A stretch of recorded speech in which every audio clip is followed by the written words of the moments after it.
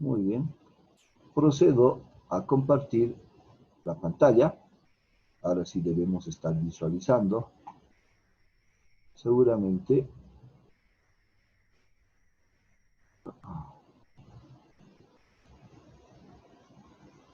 Vamos a ver un momento, por favor. Ahora sí.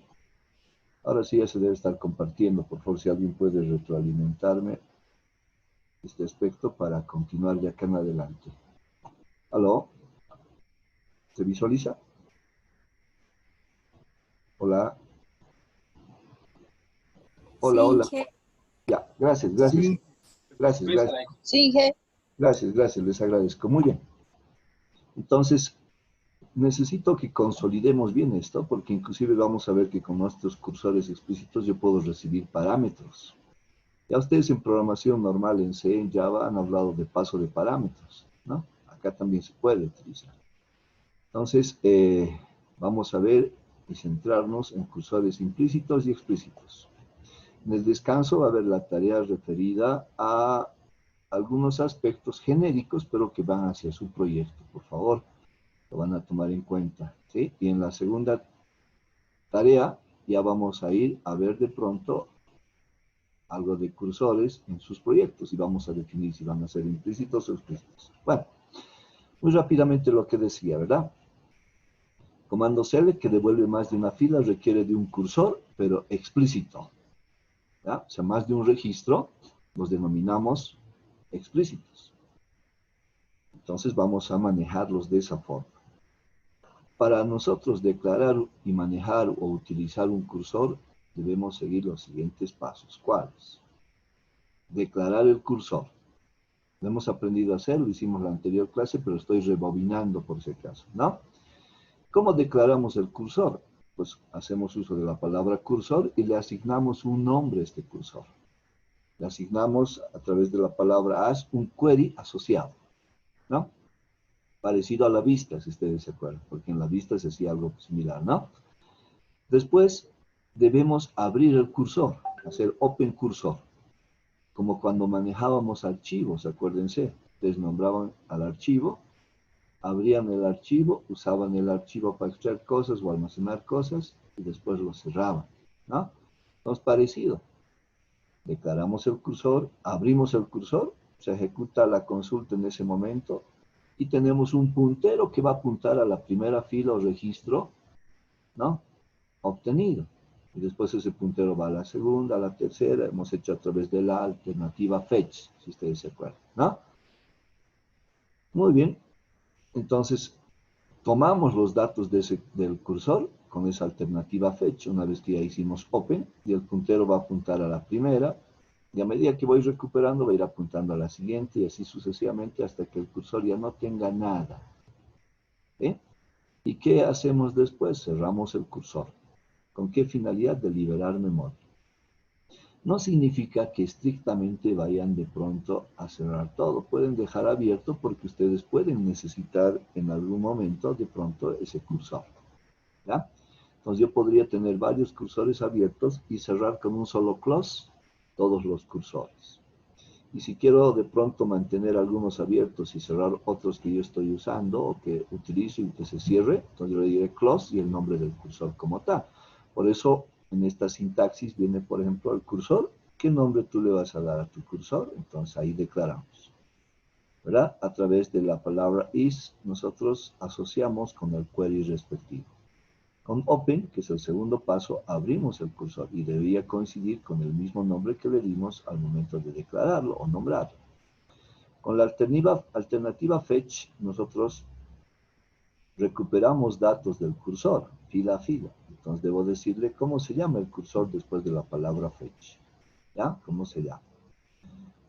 Y a través de la cláusula into yo asocio, asocio esos valores recuperados a variables que yo me preparé con antelación. Con la palabra close, una vez que termine de utilizar, cierro el cursor, ¿no? Y obviamente tengo que darle el nombre, pero también me admite colocar simplemente close, y con eso cierro todo, ¿ya? Pero close, y puedo colocar un nombre para cerrar específicamente un cursor, porque ya me deja de ser útil, de pronto mantener abiertos otros. Es por eso que hay cláusulas también que me permiten ver si un cursor está levantado o si ustedes quieren está abierto o está cerrado. Estos cursores explícitos declarados y nombrados por el programador, ¿verdad? El programador es quien los desarrolla, los nombra y los crea, no se crean automáticamente, manipulados por medios de sentencias específicas en las acciones ejecutables del bloque, utilizarlos para procesar individualmente las filas devueltas por una sentencia select, que me devuelve obviamente varias filas, esa parte destaco, no solamente una, ¿no? O varios registros, y no solamente uno como resultado de ese select o de ese query. La grafiquita que me permite esquematizar, que también la vimos como les digo, pero estoy rememorando muy rápidamente. Entonces, sección de declaración, abrimos el cursor, recuperamos fila a fila hasta que esté vacío. Empty es vacío. Cuando está vacío, cerramos el cursor. Hemos recuperado todo, ¿no? Si no hemos recuperado todo, entonces vuelvo a hacer fetch las veces que sea necesario. Es ahí donde trabajan las estructuras iterativas, ¿no? Es ahí donde las voy a necesitar a las estructuras iterativas. Entonces nosotros podemos visualizar esto, el punterito, que yo no necesito definirlo, sino automáticamente se crea y dice, pues apunto a la primera fila, tupla o registro de lo recuperado con el query, con el select, ¿ya? Y voy recuperando y extrayendo uno a uno, por eso, ¿ven? ¿No? Acá ilustrado 5 registros o filas, si ustedes ven, pero ya recuperé uno, entonces el puntero ya apunta al siguiente y así sucesivamente, hasta que el puntero apunte a nada. En archivos igual trabajamos, ¿no? Con begin not file, end not file. En not file ya me dice fin de archivo, ya no hay nada, ¿no? Entonces, lo mismo sucede acá. Entonces, nosotros vamos a recuperar el cursor, vamos a continuarlo haciendo hasta que este quede vacío. Una vez que ya está vacío, pues procedemos a cerrar el cursor, ¿no? Bueno, la sintaxis. Esta es una palabra reservada, como vimos, la palabra cursor. No tiene por qué estar en mayúscula, puede ser también todo minúscula, ¿ya? No necesita por qué estar en mayúsculas. Entonces, antecede la palabra cursor, porque yo lo voy a crear, el nombre del cursor que voy a darle, y asocio a través de la palabra is con un query, ¿no? ¿Está bien?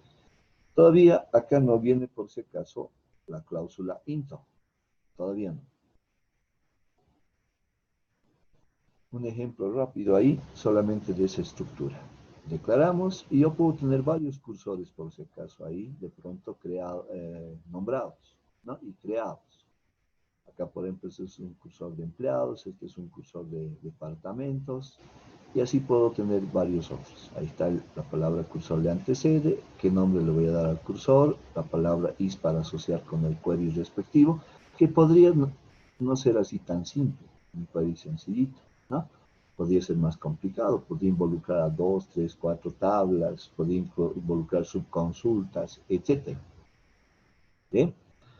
Bueno, y después viene la parte begin, que obviamente acá no la tenemos porque nos estamos centrando en la declaración del cursor todavía. Una vez que yo ya declaré, pues tendré que hacer la apertura, haciendo uso de lo que es el open. La palabra open me dice, voy a abrir el cursor. Pero ¿cómo se llama? Entonces voy a abrir denotando el nombre del cursor respectivo. La recuperación de fichas lo puedo hacer con fetch. Ojo, de momento lo estamos viendo introductoriamente, porque van a ver que hasta fetch puede desaparecer más adelante. Cómo ha evolucionado esto, pero los libros o textos y los exámenes que se dan en línea para certificaciones de DBA siguen utilizando estos elementos todavía, hoy en día, ¿no? Hay elementos que han hecho que se simplifiquen un poco más, pero todavía no amerita de pronto ver esa parte. Hacia más adelante vamos a ver más sencillo, ¿sí? Pero centrémonos en esto. Fecha, entonces, nos permite recuperar, ¿verdad? Del cursor, ahí viene su nombre, fila a fila, o registro a registro, si ustedes quieren, y almacenar a través de la cláusula into en las variables que yo me he preparado. ¿Ya? Muy bien. Entonces, un ejemplo de pronto un poquito más completo. Supongamos lo hemos creado ahí arriba y se llama define cursor. Entonces, lo que decimos ahora, abrir el cursor. Una estructura iterativa, como son varios registros o varias filas, no puede ser que no intervenga una estructura iterativa o repetitiva, o un bucle, si ustedes quieren, porque si yo prescindo del loop o una estructura iterativa, solamente recuperaría la primera fila y no llegaría hasta que esté vacío, ¿no? ¿Qué tal si son 950 filas? Solo recuperaría uno y me quedarían 949 filas sin ver. Y yo ya habría terminado el programa. Acuérdense que este es un programa, estamos programando. ¿Ya? Desde siempre hemos programado, inclusive haciendo queries, es un lenguaje declarativo, ya les dije. Entonces, en ese sentido, utilizo una estructura iterativa y les digo ahora vamos a recuperar la primera fila con fetch. ¿Cómo se llama el cursor? Coloco su nombre, hago uso de la cláusula into para colocar o asociar a las variables que yo me he definido con antelación. Y obviamente esto voy a hacer hasta que el cursor esté vacío. Entonces en algún momento yo tendré que preguntarle cuándo salir del loop, porque tampoco me puedo quedar al infinito en el loop, ¿no? Ese también es un error que a veces se comete cuando uno no tiene bien claro hasta dónde debe llegar, ¿no? Entonces, en este caso estamos haciendo uso de la estructura loop y ella no tiene de pronto una condición como el while asociada inmediatamente. Esto se parece al do while. No tenemos acá el do while como tal, entonces está este loop. Entonces, dentro de este loop, yo debo colocar exit por alguna acción que se vaya a ejecutar o asociar con la palabra when. Dice entonces salir cuando, y ahí puedo preguntarle o de pronto decirle si el cursor ya no tiene elementos. Si es que ya no tiene elementos, se va a salir el bucle y va a terminar el programa. Entonces, la cláusula fetch asociada al nombre del cursor con la cláusula into me va a permitir recuperar las filas y almacenarlas en las variables que yo me he preparado para tal efecto. ¿Ya? No olvidemos ese aspecto fundamental. Una vez que yo ya terminé mi trabajo con el cursor, lo recomendable es cerrarlo. Salvo que de repente ya les dije yo necesito tener el cursor porque lo requiero para otras actividades que se van a dar posteriormente, ¿no? ¿Los puedo tener cursores abiertos o vivos ahí? Claro que sí. Y puede haber otros cursores que de pronto los necesito esporádicamente, los utilizo y es menester cerrarlos porque en principio ocupan memoria. Y en segundo lugar, de pronto podría haber una tergiversación de sus datos en algún momento por alguna circunstancia que se vaya a suscitar, errónea o equívoca. ¿Ya? Entonces, cerrar el cursor una vez completado el procesamiento de las filas, se puede volver a abrir el cursor si es necesario, cuantas veces uno lo desee. Y algunos otros pueden quedar, como les dije, vivos o activos. Veamos rápidamente esta sentencia. Esta sentencia les va a facilitar la vida. Por ejemplo, no hay que estar haciendo fetch, nada de eso, ¿no? Entonces ha mejorado con el for. El for lo hemos usado continuo y constantemente. De repente, ustedes donde más lo han utilizado y pues, siempre lo hacemos de pronto es en el manejo de vectores y matrices. Es donde más los utilizamos. Obviamente no solo en ellos son utilizables, sino en otros ámbitos también, ¿no?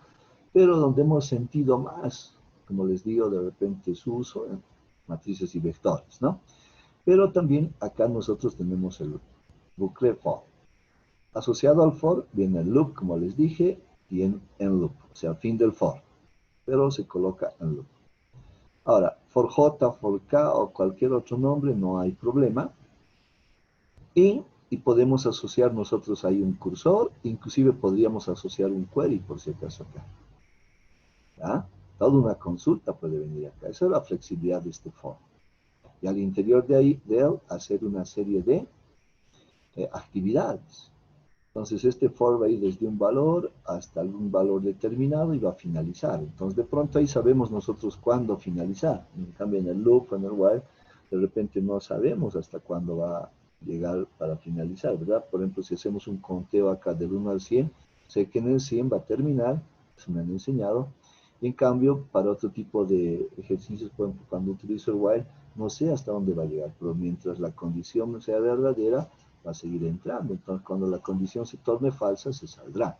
Entonces, todo lo que les han enseñado acá se sigue aplicando, ¿ya? Ahora, que utilice el while for en ejercicios de pronto saltando esas recomendaciones, igual funcionaban, sí, igual funcionan, no hay problema, pero han sido básicamente concebidos de esa manera en un principio. Entonces, ¿qué nos ayuda? Facilita sustancialmente pues, el procesamiento de cursores explícitos. No tengo que estar ya recordando de pronto esas palabras fetch y otro tipo de cosas. Les va a gustar esta alternativa. Apertura, recuperación y cierre implícitos de los cursores. No declarar la variable registro se declara implícitamente. ¿Ya? No es tan artesanal como la anterior. Artesanal porque habían que hacer varias cosas. A eso me estoy refiriendo con esa parte de artesanal. Miren, contrastando y comparando, el código es mucho más cortito. El cursor, su nombre de cursor asociado a un query, cuerpo del programa, la palabra for, la variable, que no siempre puede ser IJK, puede ser toda una palabra, por ejemplo, compuesta acá dice empleado subíndice I, de esa forma se ha llamado el cursor, y in asociado con el cursor como tal. Loop and loop. Este es un comentario básicamente, y acá pregunta, if, si a lo que primerito estamos apuntando y hemos recuperado, ya no estoy usando fetch, fíjense, de pronto es igual a 80 en lo que corresponde al código del departamento, entonces haré algo, ¿no? Caso contrario hay otra cosa, etc. Entonces es mucho más sencillo con el for, manejar los cursores. Esto que les decía, se pueden hacer una listita, en una hojita de papel, en su celular, no sé, hacerse en un Excel, este tipo de palabras, porque van a ir surgiendo otras más. Si ven, nuestro vocabulario está yendo creciendo con cosas. Entonces, no siempre uno se acuerda, uno tiene por eso los manuales técnicos donde están estos elementos, y uno agarra y los revisa y los busca, ¿no? Entonces, por ejemplo, por ciento not found, que puede ser minúscula, o todo mayúscula, o un mix de mayúsculas y minúsculas, ¿verdad? Pero antecedido por ciento, así tal cual lo ven, es verdadero, vale decir, es true, o sea, mucho tiene que ver, acuérdense, acá hemos insertado cosas or, and, ¿no? Está también el not, etcétera. Entonces, ahí vienen las tablas de verdad. Entonces, acá también, por ciento not found es verdadero, vale decir true, cuando el último fetch realizado no recupera datos. O sea, quiere decir que el cursor ya está vacío, ya se han recuperado todos. El puntero está apuntando en este momento a tierra o vacío, como quieran llamarlo de pronto, ¿no? Por ciento found, quitamos el not, por ciento found es verdadero cuando el último fetch realizado recuperó datos. O sea, trajo una fila. Por ciento row count devuelve el número de filas leídas hasta el momento. ¿Cuántos he leído? ¿No? Entonces yo puedo poner un límite inclusive. ¿Qué tal? Yo digo, quiero leer solo la primera fila.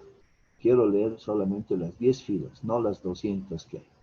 De pronto, solamente las 10 primeras y las 190 me olvido. Entonces, en esos casos, por ejemplo, funciona. Entonces, cada palabra tiene su uso, tal vez no tan frecuente, pero ante ciertas características de ejercicios o actividades que se requieran desarrollar. Is open. Por ciento is open.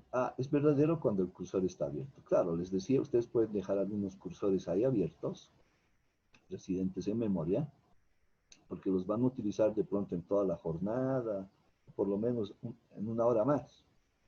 En cambio, otros cursores los utilizan y los cierran.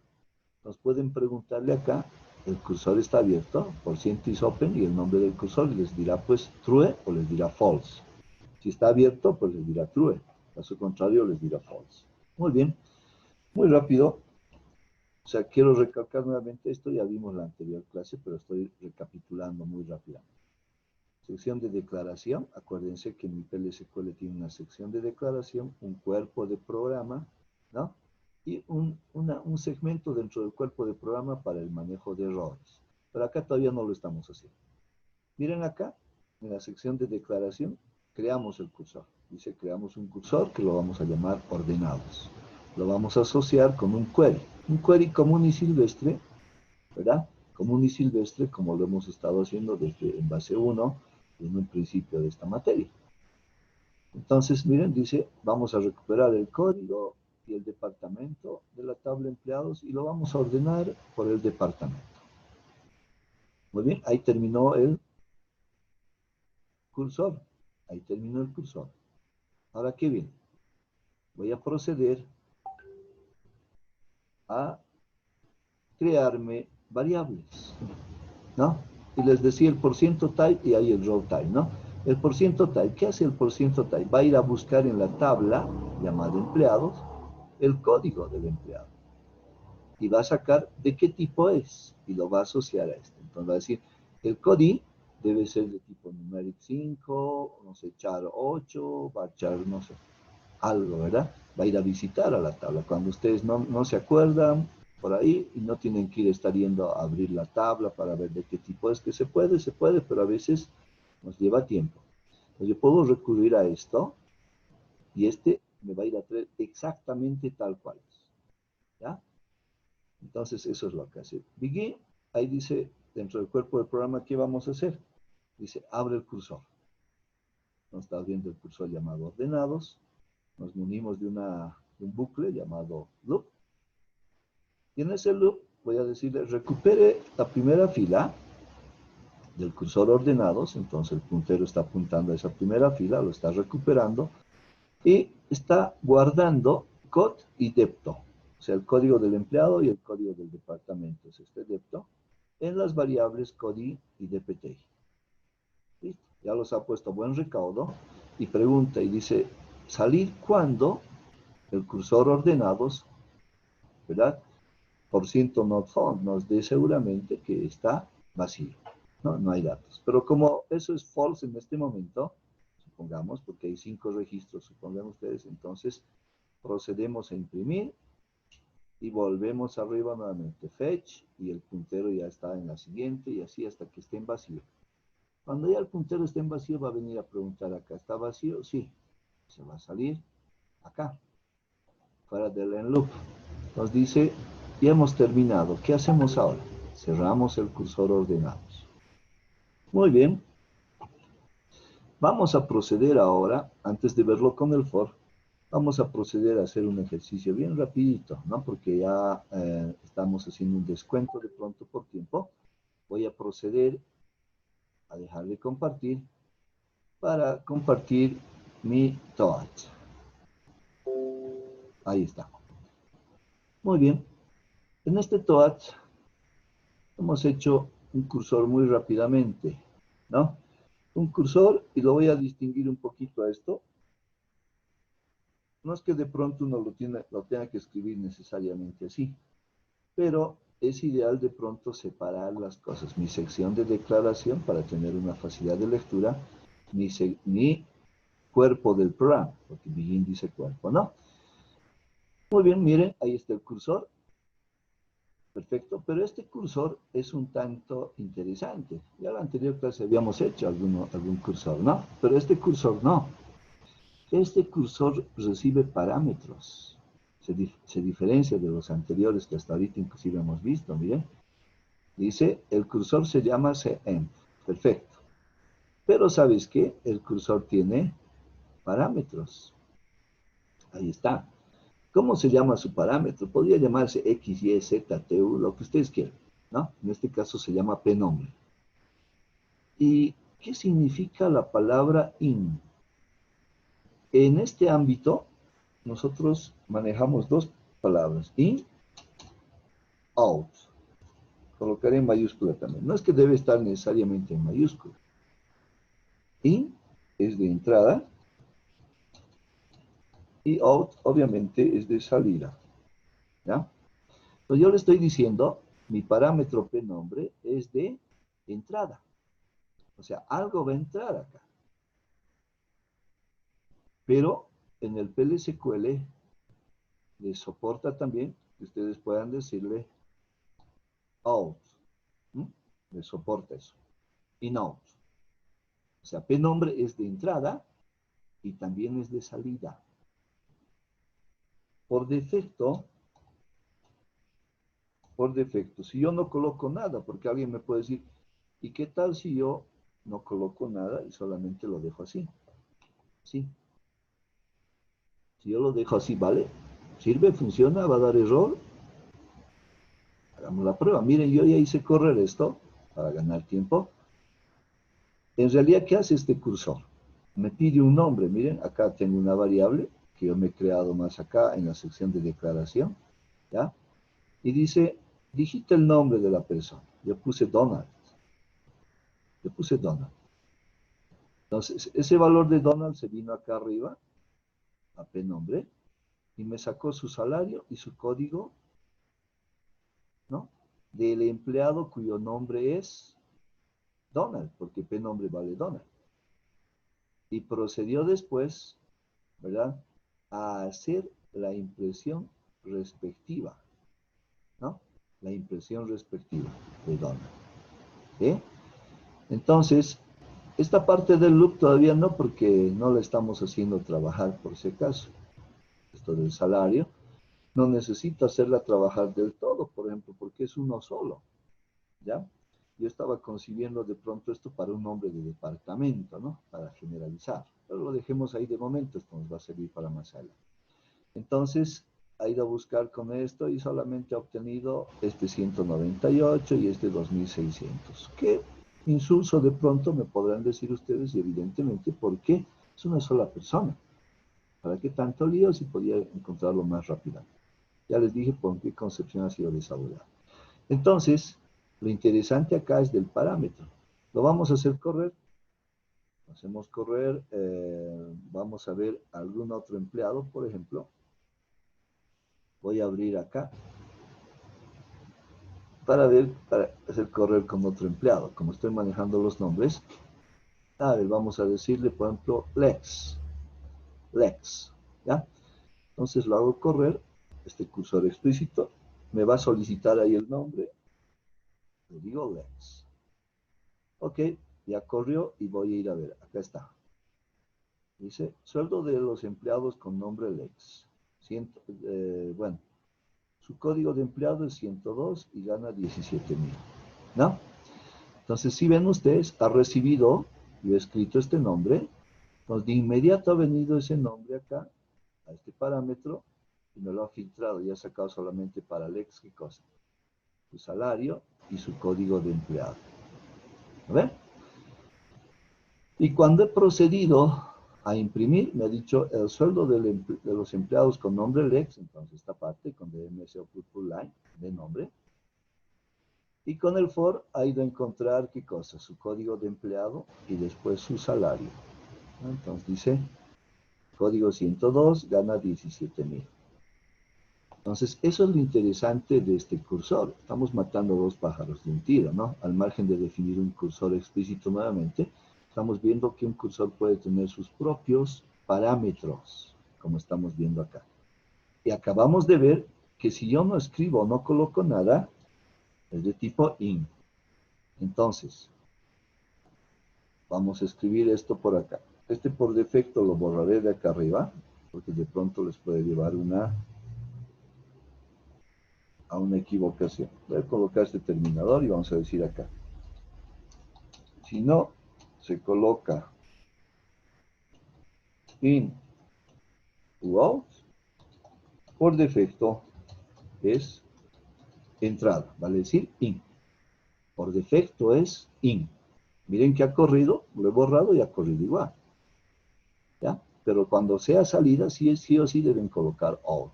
¿Puede ser de ambos tipos, entrada y salida? Claro que sí. El nombre ha entrado, por ejemplo, con Lex y ha terminado valiendo Lex. Pero de pronto podría entrar con Lex, hacer algo ahí afuera, adentro, y de pronto puede salir con Jaime. Entonces ese es de tipo in-out. Voy a dejar de compartir. Voy a dejar de grabar.